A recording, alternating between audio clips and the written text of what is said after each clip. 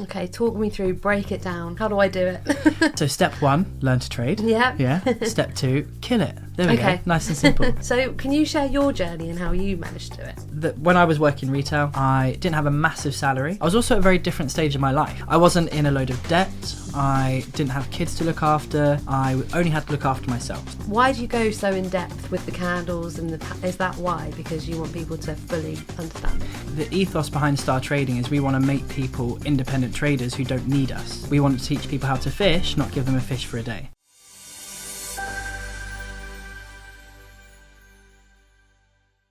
Hi, I'm Lewis. And I'm Sophie. Welcome to the STARTrading Podcast. Today we are going to be talking about how it is you can replace your income from trading financial markets.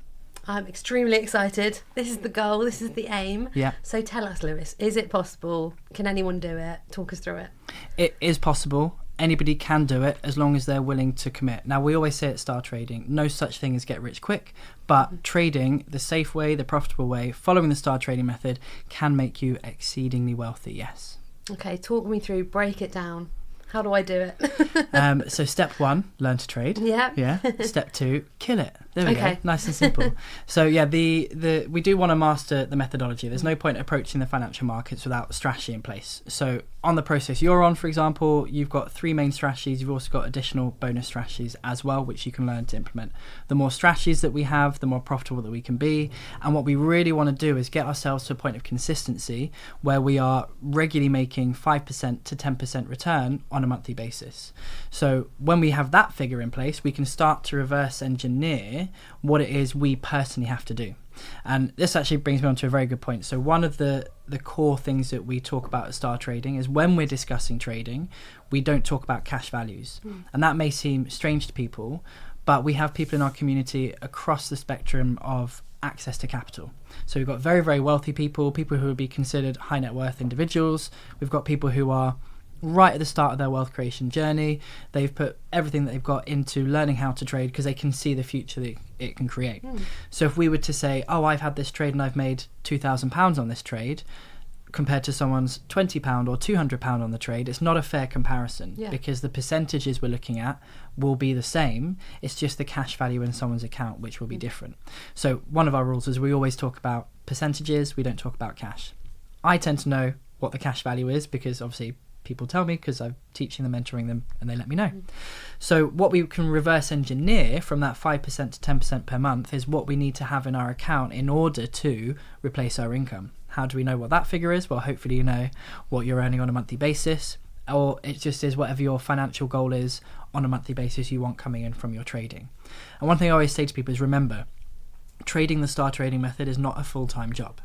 You can learn this in and around your job, and you can even trade alongside your job as well. So I left my job far too early compared to how I would actually advise students now. So the best thing you can do is master the skill set, get consistent, and then we reverse engineer based on those percentages how much we need. But remember, in the early days, it may feel like it's not a massive amount of money, but you're earning that money off of 30 minutes per day. That is amazing. So you just get your salary, pop that in the future, and then reverse engineer it to make your trading go there. Easy. So can you share your journey and how you managed to do it? Yeah, definitely. And like I kind of alluded to there, and I talked about this a bit in episode 1 as well. So if people haven't seen that, I highly recommend viewing episode 1 too, or listening, depending on what medium you're on. So when I was working retail, I didn't have a massive salary. I was also at a very different stage of my life. So the context always is important. And this is something which I'm really harping on about all the time, is let's have integrity about sharing where we came from. I wasn't in a load of debt. I didn't have kids to look after. I only had to look after myself. So my monthly expenses didn't have to be really high. I was also not necessarily money savvy back then compared to how I am now. I wasn't necessarily financially literate back then like I am now, but I knew I hated paying for things on a monthly basis if I didn't have to. So I didn't have a car. I lived in central London, so I didn't need a car for a number of years. And I didn't have car payments. I had a low phone bill for whatever I needed. My highest expense was my rent and my obsession with Chinese takeaway. Those were my 2 biggest expenses. So the reality was, when I was learning to trade, it was easier in one way of thinking for me to be able to replace my income, or at least be able to replace my monthly expenses. So that's really where I got to first. I was able to replace my monthly expenses from my trading, which allowed me to not have to work anymore. So I left my job pretty much straight away because I hate my boss. She's an absolute, I don't know if about swearing. I can swear. Yeah. She was an absolute bitch. So is that even a bad word? I don't know anymore. I'm completely out of touch with the youth. Worse. Yeah, I can think of worse, and she probably deserves the worst as well. But she was an awful manager, and her best friend was her manager, so I couldn't even do anything about it. So I just ended up leaving that department and going elsewhere. Massive side note there. Have they seen what you're doing now? I don't know. No, some of the people I used to work with have. Yeah, some of them have. But they were the same people who told me they wanted me to fail. Yeah, that's a whole other story. Yeah, and I got it, because when you step out of your comfort zone and you do something different, everybody else who's still in that comfort zone isn't taking the same decision, isn't moving forward. So you're really highlighting the fact that they're still staying comfortable. My parents were the same way with me. My dad begged me not to leave my job when I left my job. Yeah, they still don't really understand what I do, but they're very happy for me. Yeah. So, and they benefit as well in certain ways too. So yeah, I understood where that kind of phrase came from those people I used to work with, but it still wasn't very nice to hear. But it also spurred me on to keep going and create what I created. So I wanted to leave the job very, very desperately. So I made sure I covered all my expenses from my trading, and then a little bit more as well, and that's when I left. And the reason I sometimes say I left a bit too early is because I could have grown my account quicker if I'd stayed in the job, because there's two main ways to rocket fuel your account. Number one is compound interest, which we'll talk about at a later date. And the second one is adding in extra capital. So the way you add in extra capital is whatever you have left over from the job, you can add into your account. So I took that ability out of the equation because I therefore didn't have that retail income anymore. What I did have though as an income stream was counselling. So I was a trained counsellor, trained therapist from the age of 19, and so I had some of that going on until I hit emotional burnout, which again, a story for another day. But that desire to help other people was always there, and so it was working in that area too. So I had that coming in. I now have my trading coming in, which should replace all my expenses and more.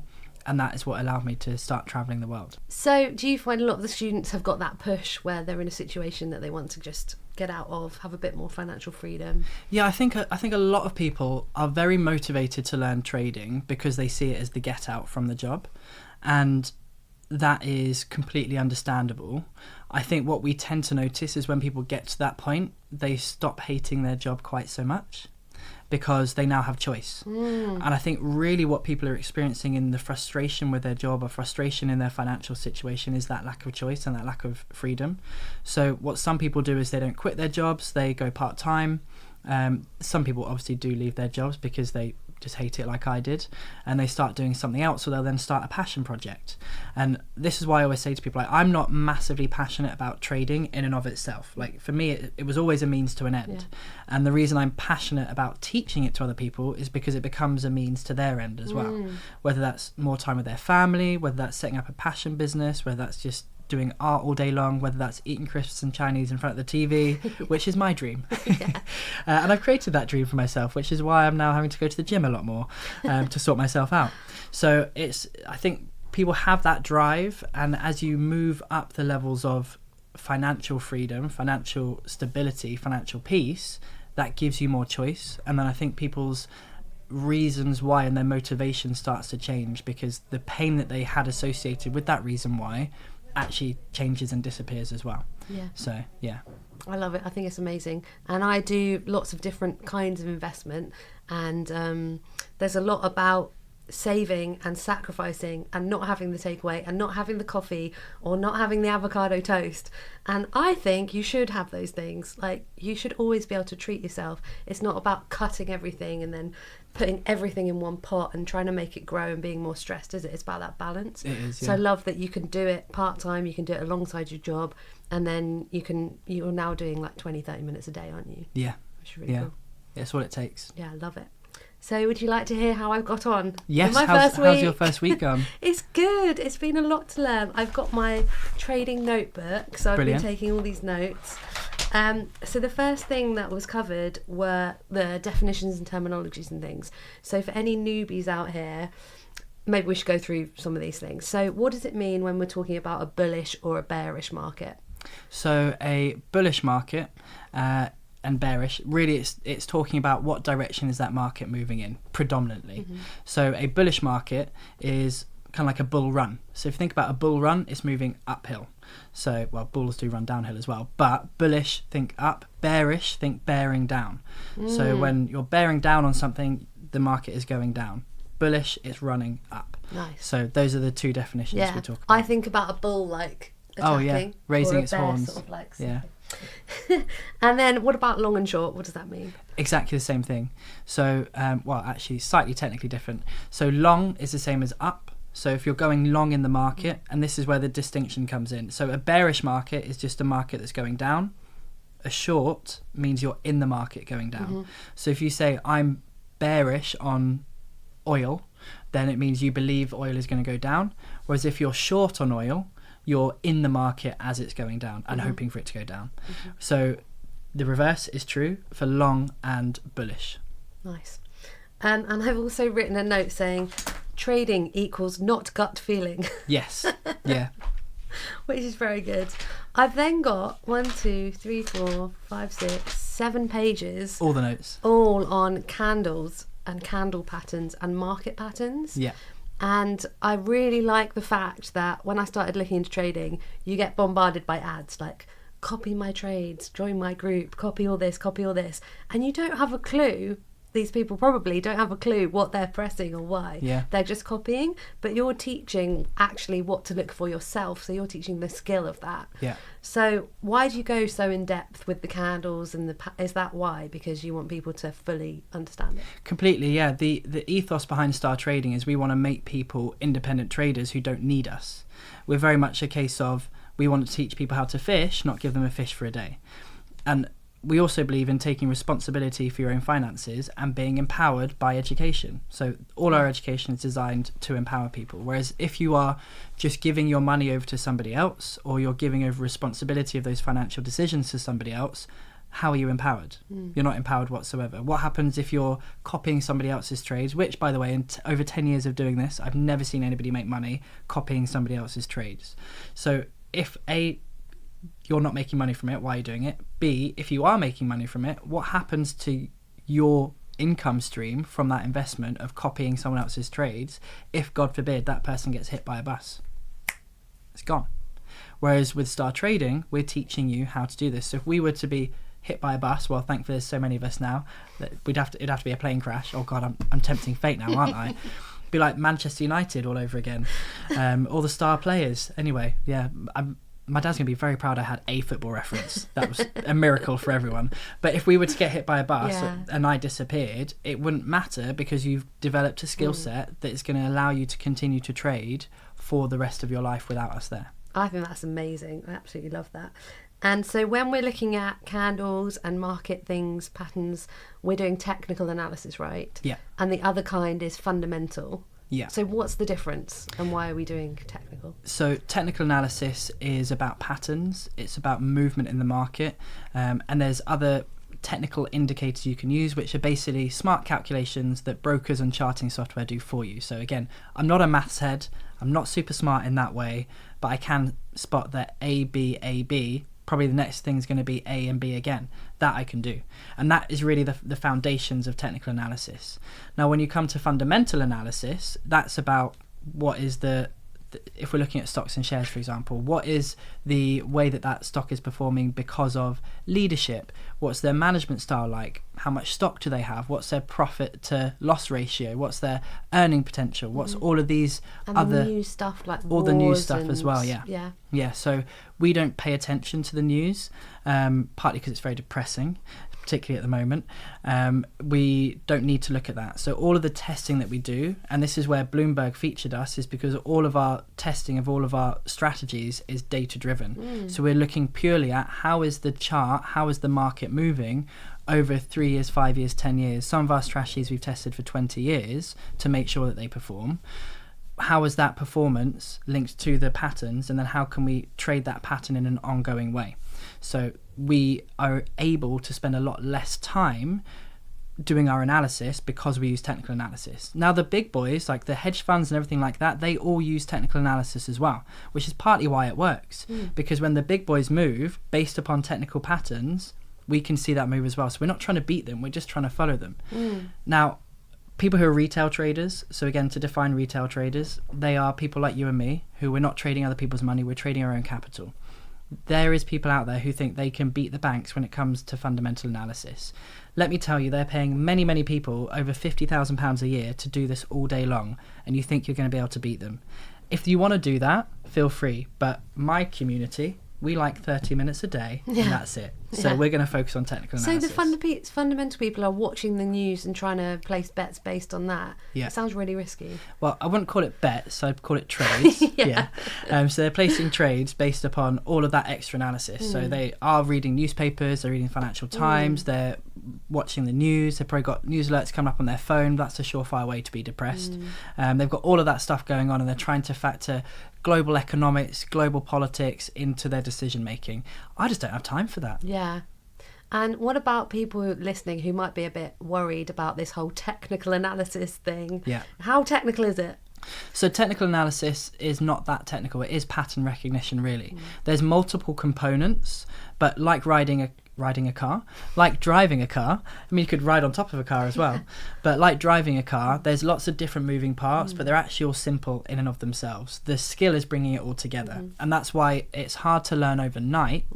But over the period of a few weeks, a few months, all the bits of the puzzle will start to slot in if you're learning how to apply it correctly. And that's where mentorship is so important, because we can make sure you're applying that knowledge correctly and you're connecting the right bits of it together. Yeah, and I must say the support has been amazing. There's like 2-hour sessions to begin with. Yeah. Then there's weekly 1-hour sessions, like forever. Then there's Tuesday night sessions. There's the Discord community with everyone in it answering each other's questions, which is 24/7.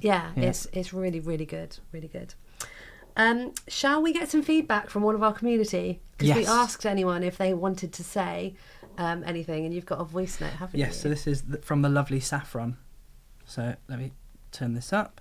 And see we'll what have a Saffron has to say. So I think I had 2 misconceptions, or 2 big ones. One was that it's for brain boxes and impossible to learn, and you need like years and years and years to even understand the markets. And the second one was that it's for douchebags, basically. Love that. Yeah. So it's not that difficult to learn once you've got the basics, and then you repeat it, and it's not for douchebags. No. One of the best bits of feedback I ever received from a student about Star Trading is they said there's no dickheads.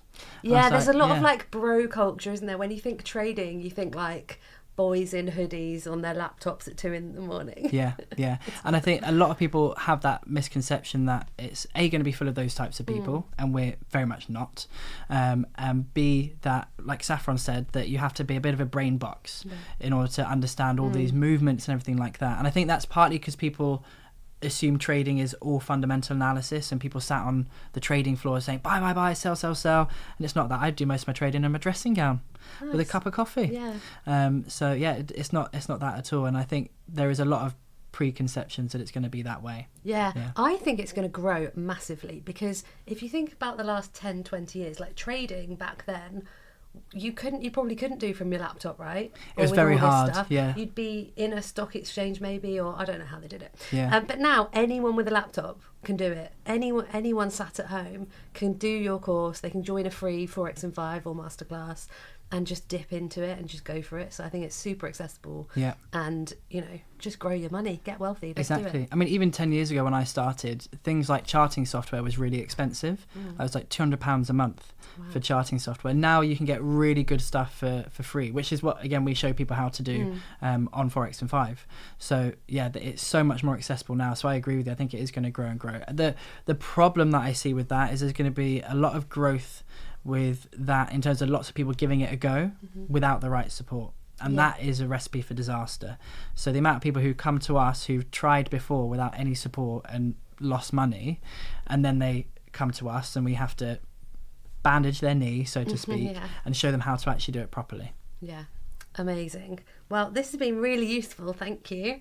Shall we have a little snack surprise? I think it's time for a snack surprise. I'm going to give you one first. Ready? Sure. Okay. Oh, I need to shut my eyes, don't I? What should I choose? Ready? I'm ready. Okay. Oh, hello. What can you see? I can see, I forget this is a podcast. Tell the listeners. I can see biltong, which apparently has less than 2 grams of saturated fat. There so this we is are. brilliant. So you've got a bit of a South Africa connection, right? I do, a few yeah. times. I am actually quite unexpected to see this. Yeah? Why? But I'm loving it. I You don't thought know. I'd only be bringing crisps? Yeah, I was hoping there was a slight fingers crossed for that. But yeah, I wasn't expecting biltong. Yeah. How surprised are you? On a scale of 1 to 10, I'm going to say an 8 out of 10 An surprise. 8? Yeah. Have you tried biltong before? I've had a lot of biltong. Yes, so my favourite type of biltong is fat and wet. What? I know that's actually a phrase.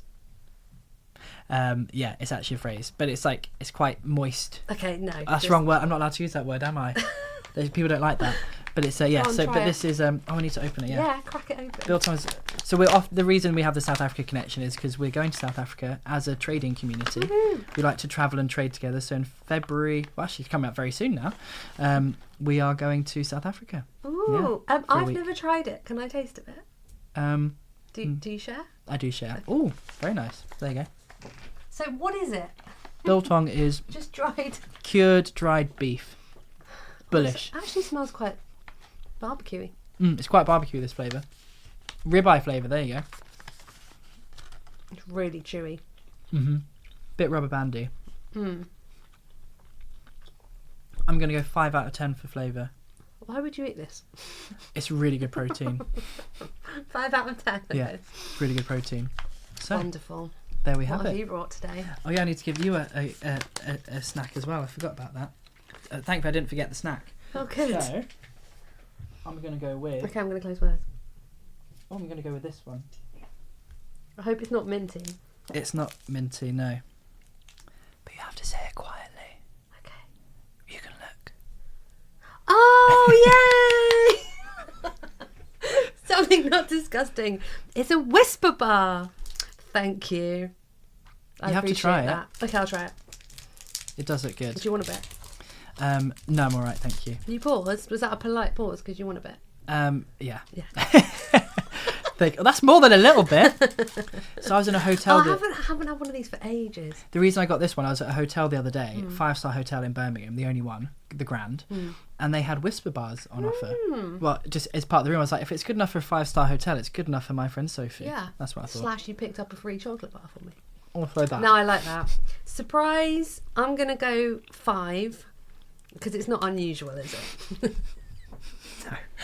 No. Taste, though, 8. Brilliant. It is actually very Yes, tasty. Thank you. We're done, aren't we? We're done, yeah. Thank you for listening. We hope you've enjoyed it and we'll see you next week. See you then. Bye. Bye-bye.